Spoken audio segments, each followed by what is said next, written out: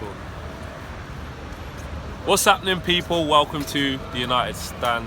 This is the road trip, the air trip, the plane trip, the scooter trip. I'm here in sunny Paris. Obviously not sunny Paris. I'm here in dry Paris. Obviously not very dry. It is wet as fuck here, I'm not gonna lie. It's the same weather as England. But I'm here for PSG versus Manchester United. We are 2-0 down. But if you look down there, I don't know if you can hear him or see him, where that little disco ball is. The United fans are in there singing and shouting and jumping. I spoke to a lot of them today on the plane, on the way here. Some of them are very optimistic. And I'm talking like optimistic levels that I'm like, I can't even fathom. Look, Ollie's right. Man United have done it before. We have to think big. There's no such thing as a dead game. There's no such thing as, you know, oh, we're definitely not going to win. But listen, man, listen. Like, I just can't see it happening. I can't see it happening. If you think about it this way, yeah? We've got an A and a B side. It's like a vinyl, yeah? You got the A side. You got the A side, which is we lost 2 of our players from our starting 11, yeah? And then we got pumped by them. Now we've got 10 players out. So you can look at it like that, and we're 2-0 down. The other side, the B side, so you take the record off after you listen to the first side and you listen to the second side, and then you're like, do you know what? But if we just score in the first 20 minutes, first half an hour, before half time or early in the second half, it changes the complexity of the game. So you, as a fan, especially as a Man United fan, we owe it to our club. I owe it to the club as well. We all do as fans, to have a little bit of belief in there. Because it's true what Ollie says. There's no point turning up if you think you are 100% going to lose. It's not like we're losing 5-0. Do you know what I mean? Or it's not even like we're losing 3-0 or 4-0. No, it is 2-0. So, in theory... Ajax. Exactly. It is possible. And you've only got to look at what Ajax done last night against Real Madrid to take some inspiration from that. And even further back than that, I know Barcelona are a different kettle of fish, but they did the same thing to PSG. I think PSG were winning like 4-0 in the first leg. They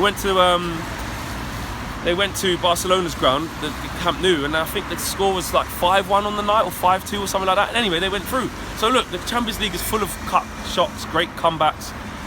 There, if you can be completely optimistic, you can say, why not us? But in theory, yes, that can happen. But I think in reality, I do think it's going to be a big ask. For me, the most important thing about today's game, right, is to give a good account of ourselves and keep the confidence high going into the Arsenal game and the remaining games of the season. I'm not expecting us to win, and the whole of the football world is not, which kind of makes it almost like a free hit for the players. We're 2-0 down already, we've got a hell of a load of injuries, and Paul Pogba's not playing.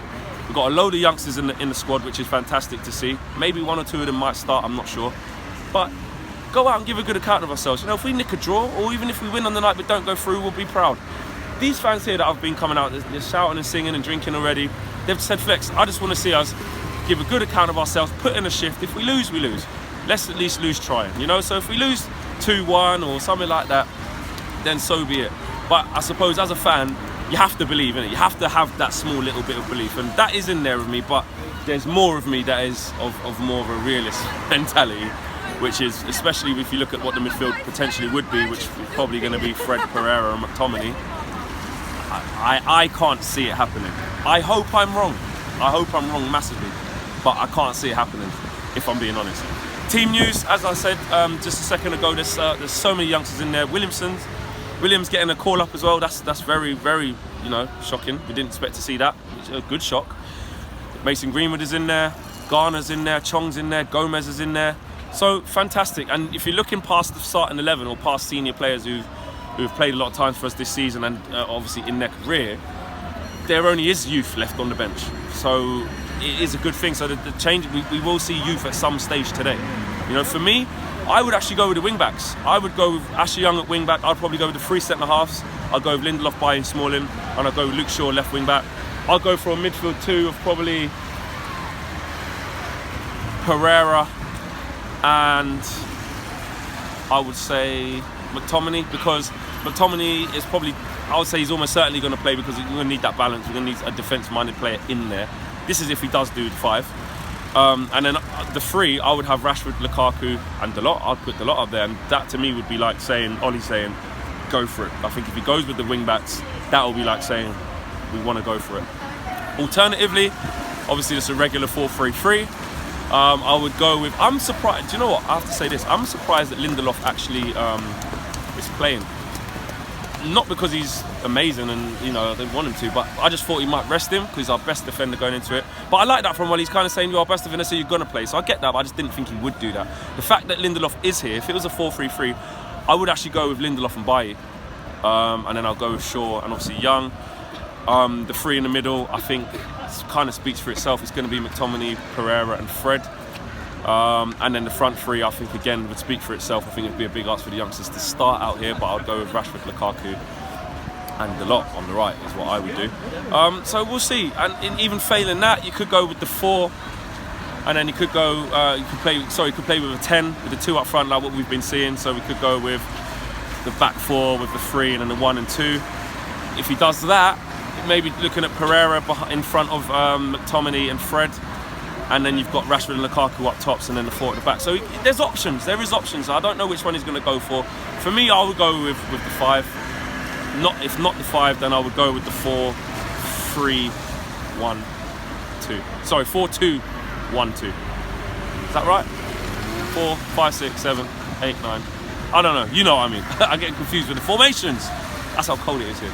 But you guys know what I mean. I'll go with the 10 just behind, and then Rashford and Lukaku up front. So we got options. But for me, I'm kind of looking forward to it.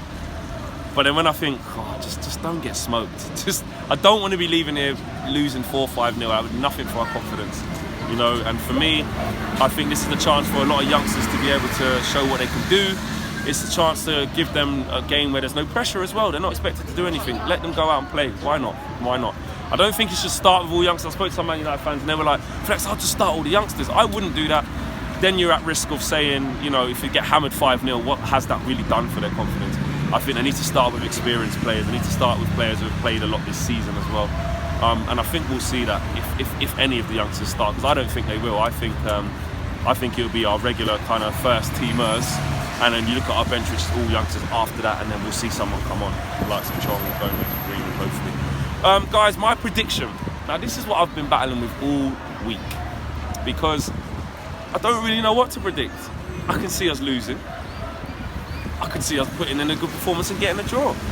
I could also see us nicking it by a goal. So, I don't know. I think it's back to the old Flex where I used to sit on the fence. When you guys used to say Flex, you always sit on the fence. I can't really give a prediction. I'm going to say 2-2. I'm just going to throw it out there. I don't know why I'm saying that. It's just the first thing that's come to me.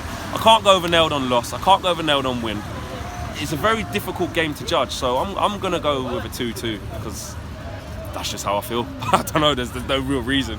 It's such a game where it's like the expectancy levels are not that high, so it feels like anything could happen. We could get battered, we could draw, we could nick it by 1. Neither result would surprise us, do you know what I mean? So yeah, I just want to see a good game. I want to see the boys give a good account of themselves and roll into that Arsenal game. I'm not expecting to go through to the next round, but tell you what, let me tell you this, if we go through to the next round, and Josh, you get to travel somewhere else,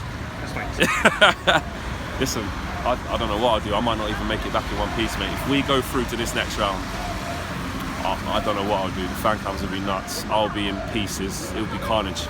I better hope my travel insurance is in date, because if that happens, I'm going to need it, because I'll end up in hospital somewhere. Guys, you've been watching United Stand. Let me know what your predictions are, what your team lineups, what you prefer, your formations, all of that jazz below. Let me know. The vlog's going to be out tomorrow. It is starting late because Joshua was late. It's not my name, mate. Josh was late, so, you know, it's going to be out. Well, we're going to have a lot of fun with it as usual. You can see here I'm at the Eiffel Tower, and it's brilliant. It might be a bit cold. Hey, we need it back. Let him roll. But at the end of the day, it's all good, man. It's all good. Drop your views in the comments in the boxes below.